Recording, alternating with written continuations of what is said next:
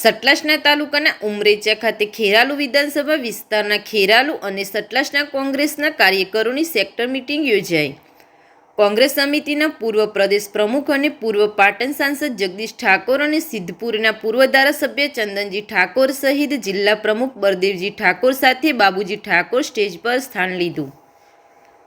કોંગ્રેસ ખેરાલુ પ્રભારી ભેમાભાઈ ચૌધરી સહિત મુકેશભાઈ દેસાઈ સહિત સતલાસના જિલ્લા સીટ ડેલિગેટ કુલદીપસિંહ ચૌહાણ અને જિલ્લા કોંગ્રેસ અગ્રણી મોહબ્બતસિંહ ચૌહાણ, સમિતિના પ્રમુખ પરમાર સહિત ખેરાલુ કોંગ્રેસના આગેવાનો ઉપસ્થિત રહ્યા.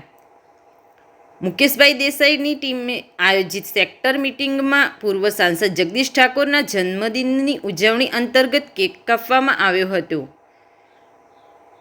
ખેરાલુ તાલુકા કોંગ્રેસ સમિતિના પ્રમુખ પરબતજી ઠાકોરે રાજીનામા આપ્યા બાદ ખાલી જગ્યાએ કાર્યકારી પ્રમુખ તરીકે જેસી પરમારની નિમણૂક કરાઈ. નંદાલીના વતની અને અગ્રણી જુજારસિંહ સી પરમારને ખેરાલુ તાલુકા કોંગ્રેસ સમિતિના કાર્યકારી પ્રમુખ તરીકે નિમણૂક આપી જવાબદારી સોંપવામાં આવી. વધુ સમાચારો અને અપડેટ્સ માટે જોતા રહો online TV news. Renuka Thakor સાથે ફારૂક મેમણ, ખેરાલુ.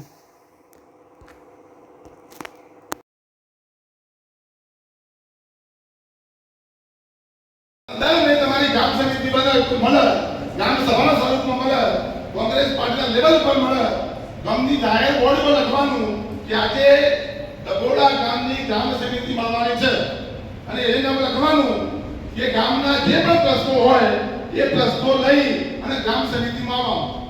દાખલા તરીકે એક વ્યક્તિ ગ્રામ સમિતિનો પ્રશ્ન મૂકે કે હું ખેડૂત તરીકે એક પ્રસ્તાવ મૂકવા માંગુ છું કે દેશની ભાજપની સરકાર અને ગુજરાતની